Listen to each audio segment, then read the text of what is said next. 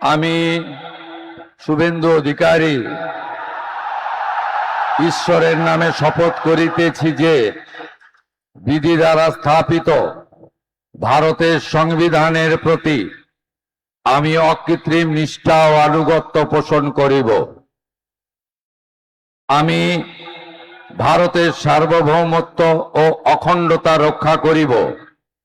পশ্চিমবঙ্গ রাজ্যের মুখ্যমন্ত্রী রূপে আমার কর্তব্যসমূহ নিষ্ঠাপূর্বক এবং বিবেকসম্মতভাবে নির্বাহ করিব এবং ভয় বা পক্ষপাত, প্রীতি বা বিদ্বেষ রহিত হইয়া সকল শ্রেণীর জনগণের প্রতি সংবিধান ও বিধি অনুসারে ন্যায় আচরণ করিব।